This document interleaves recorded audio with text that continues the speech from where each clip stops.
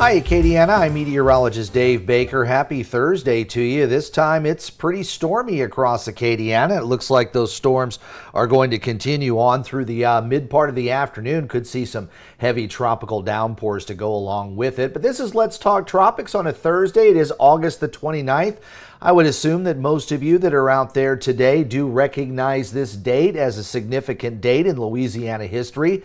Actually, a couple of times. We're going to revisit a couple of hurricanes that made landfall on this date, and these were some pretty big ones to go along with it too. And then, of course, we're going to look at some of the computer models and check out what the National Hurricane Center thinks about that tropical wave that's out in the middle part of the Atlantic. So let's go ahead and get started here and go back to August 29th, 2005. I know that it seems like yesterday for so many of us, but 19 years has gone by since Hurricane Katrina made landfall here in Louisiana.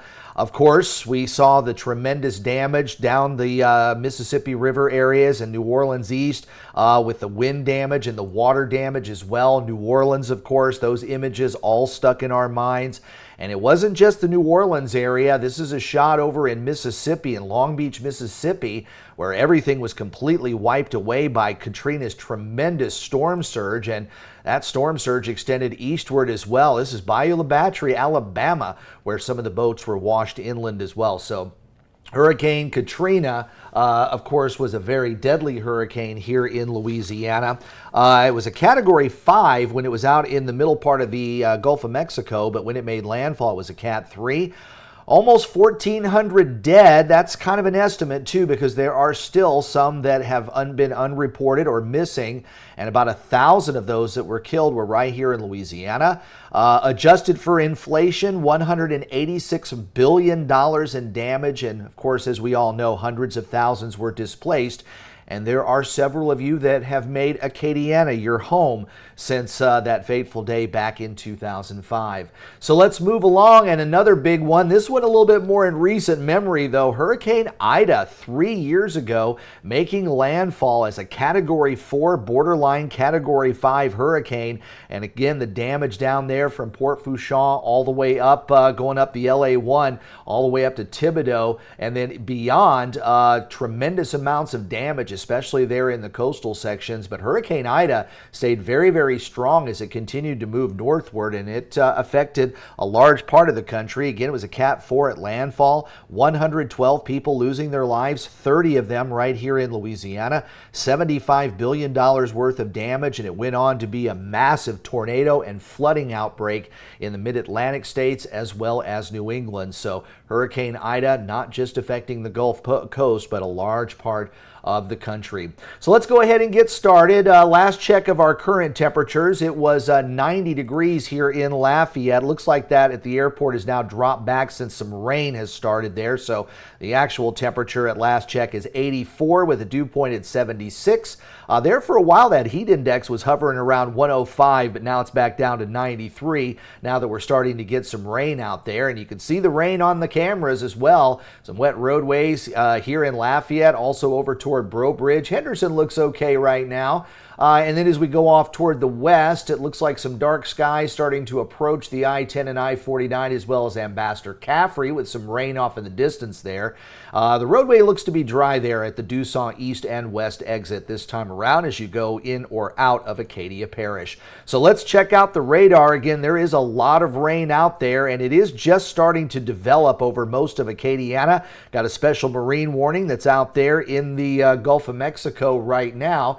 So we'll continue to watch that. The special marine warning, it expires in about 25 minutes. Looks like some gusty winds that are going to be out there this time around, more than 34 knots. So boating is not recommended in that particular area. Got some heavy downpours coming over the eastern sections of St. Martin, Iberia, and into St. Mary parishes. If you're traveling on Highway 90, you're going to have some issues, and it looks like on the Basin Bridge it's going to start to get pretty wet as well. And then south of I-10 over portions of Vermilion, Cameron, and into Jeff Davis parishes, and then some isolated showers farther inland up over into parts of Evangeline Parish. So let's go ahead and look at some of that tropical moisture, and I'm going to get to why we're going to be seeing these rains continuing. But the National Weather Service over in Lake Charles putting out this graphic earlier this morning with the expected rainfall, not just today, but going all the way through the Labor Day weekend. It's going to stay pretty unsettled for the next few days, and some of those coastal sections in Cameron Parish could pick up anywhere between 6 and 10 inches, while the I-10 corridor about 4 to 6 is going to be a good bet. But again, this is going to be over a number of days. So there's a few things that are kind of coming together here that's going to bring in that moisture. That upper trough that worked westward across the Gulf of Mexico last weekend has kind of opened up, and it's just kind of resting here, and that is influencing some of this moisture to come in from the Gulf of Mexico. A little bit of a low pressure out here as well too. And then you notice another low way up here along the Canadian border with a trailing front there. That trough is going to, once this kind of cruises off toward the east, there's going to be some troughiness kind of left over in the mid and upper levels from Texas going up toward the Great Lakes. So with a very moist atmosphere and a very unstable atmosphere, especially higher up in the levels of the atmosphere, the lift is going to take place pretty easily, and that's why we're seeing the showers and thunderstorms kicking off. Now, a lot of folks are talking about, hey, why do we have all this tropical moisture and these clouds and thunderstorms, but we're not considering this becoming a tropical system? Well, it doesn't mean that it couldn't, but for right now, it's not showing those signs of organization that it would, and the lower pressures are more in the mid part of the atmosphere rather than down at the surface. Could it work its way down to the surface? Sure, if it festers out there long enough, but we have to wait and see if the upper level conditions are well enough for this to develop. But right now, we are not expecting any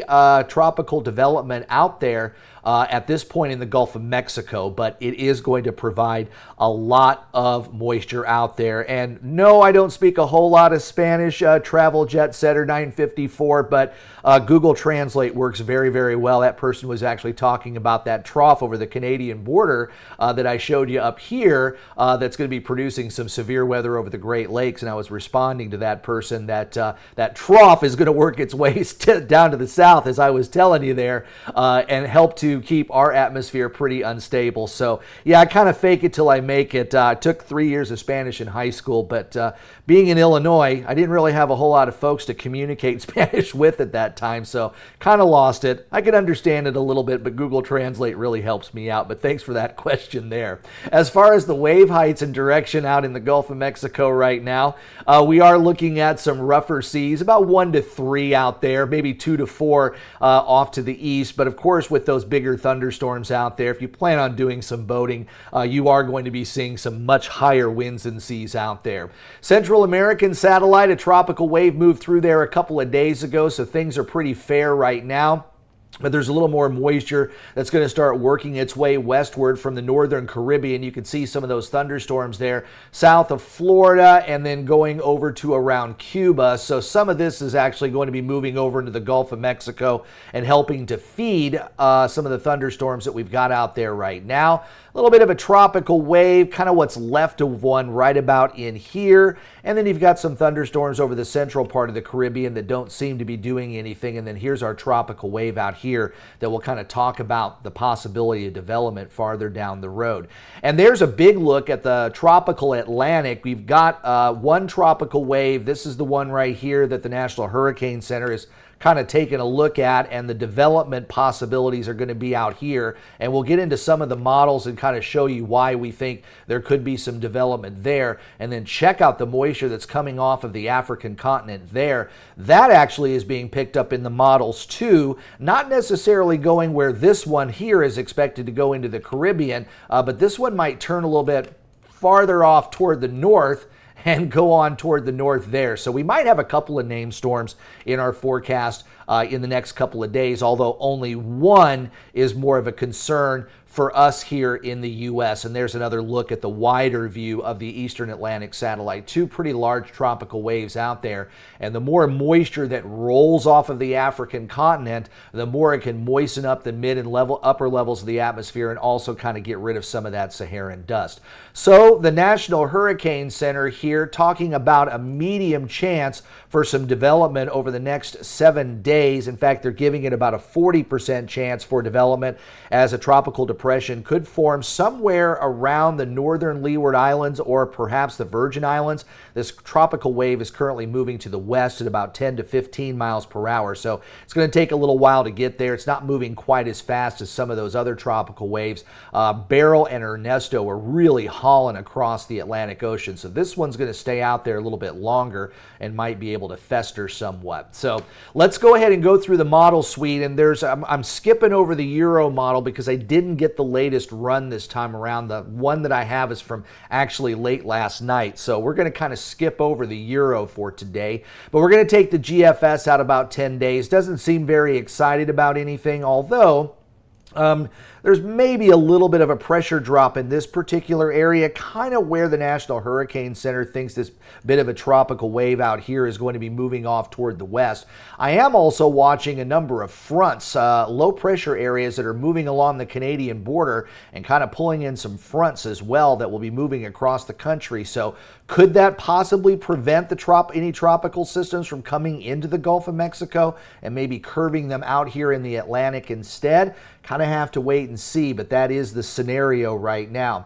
Did want to show you the Canadian model. This one running just a little bit earlier, and I'm kind of going back and forth to see if I can get that newer piece of information here as we go through this. I'm going to go ahead and save another graphic real quick while I'm there. But you can see that there's some tropical waves that are moving across the Atlantic Ocean here on the Canadian model. And then that final, look at this right there, you can see low pressure getting much closer to parts of the Florida Peninsula. And we're going to talk about that low versus the GFS. The GFS that I just showed you doesn't have anything for the latest model. This is the one that just came down, but in a second I'm going to show you the previous model that is showing a little bit more action. Icon model, again, this one did not run at 12Z, so this is the earlier one, 6Z, but you can see that there's a few low pressure areas that are moving across the Atlantic Ocean. The one that we're watching there moving through the Leeward Islands and then possibly working its way into the central part of the Caribbean Sea. Now, the Icon model only goes out 7 days, so where you saw that low south of the Dominican Republic, that was the final frame of the Icon model. So let's kind of go through the suite. And again, the GFS latest model is showing a decent amount of moisture over parts of the Caribbean Sea. Remember, that tropical wave is out here, and it was forecast to maybe develop somewhere in this particular area. But the GFS was indicating a little bit more moisture here over the eastern part of the Gulf of Mexico. And yesterday we talked about all that moisture over the western Gulf. It stays there as well. But look at the GFS from the previous model. You see that tropical system there south of Haiti, and that one going out even farther actually took this up here closer to Florida, and then it was kind of racing a front that was coming in from the northwest, and it would, on the last model that I looked at, turn it back toward Florida. Very similar to what Hurricane Debbie did, just a couple, 3 weeks ago or so. So as we get into September, these fronts do become a little bit more progressive, and I've already gotten questions on social media saying, you see a cold front? Anybody see any cold fronts yet? But cold fronts will start to change things up, and they do tend to turn tropical systems away from the Gulf, but it's all about the matter of timing. So again, I don't have a lot of consistency between these two models, but the GFS looks very much like what the Canadian model looked like, and this is not going out 7 days. This is only going out until Tuesday. This is the graphic that I just saved because the Canadian model is still updating right now. So this is as far as it's gotten, but you can see there is a tropical system in the Caribbean. So that's pretty close to what this is saying just a couple of days prior there. So if you go back and forth between the GFS and the Canadian model, there is a little bit of consistency there. And the Icon model also has a tropical system developing over the eastern part of the Caribbean. Although, again, as I said before, this is the last frame. This is the farthest out the Icon goes. So I've got 3 computer models. Again, the Euro, I don't have access to right now. I'm going to wait for the new one to come down, kind of share that on social media a little bit later this afternoon. But I do have 3 models within the last 24 hours that are developing this particular system and putting it either in the Gulf of Mexico or somewhere near the Lesser Antilles into the Virgin Islands or Puerto Rico, and then maybe toward the Greater Antilles, which is Hispaniola and Cuba coming up down the road. So it will be something that we're going to watch very closely here for the next week or so, because shear is fairly low in this area, so that would be conducive for development over the next couple of days. It might have a few more issues as it gets closer to Cuba or maybe the southern tip of Florida. And of course, our water temperatures are extreme all across the area where that tropical wave will be going, and the tropical cyclone heat potential is off the charts as well. So it would be able to tap into some super premium fuel as the tropical cyclone heat potential measures the 80-degree water at the surface, plus how deep it goes. So if a tropical system moves across, it can continue to churn up that warmer water and have plenty of fuel to work with as it moves off toward the west. And when you have high TCHP, you can see a minor tropical storm whip up into a category 3 or 4 hurricane in a matter of 24 to 36 hours. So that's the concern if we get the right atmospheric conditions and see a tropical system move over some of these areas with the high tropical cyclone heat potential. Saharan dust is not as much of a factor, although it is still an inhibiting factor on some of the tropical waves coming off of the African coast.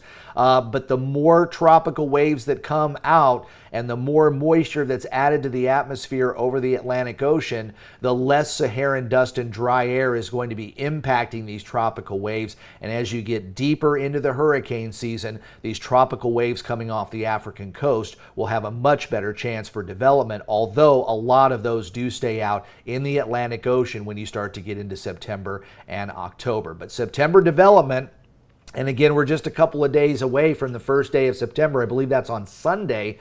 And really, the entire Atlantic Ocean is open for business. And this is marking the tracks of all of the named storms going back to 1944. And the darker red the color, the more storms have traveled through that. And in the red shade, that's more than 70 named storms since 1944. And you can see between 50 and 69 storms have moved across the northern Gulf Coast and made their impact on the South Louisiana coast as well. So don't let your guard down right now. Things are nice and quiet. I don't know if I'd recommend going out and getting stuff today because the weather's kind of rotten out there. But if you are at the local stores, pick up the couple of those extra things that you might need, and that'll save you some time a little bit farther down the road.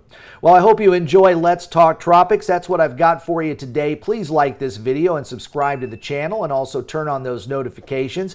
That way you know if there's any severe weather, or if Let's Talk Tropics shoots up here at noon on weekdays, or if we do any special editions over the weekend. And of course, Acadiana Weather Today drops on YouTube every weekday morning right around 7:30. I'm meteorologist Dave Baker. I hope you have a great rest of your afternoon, and check out my posts on social media later today, and I will see you tomorrow.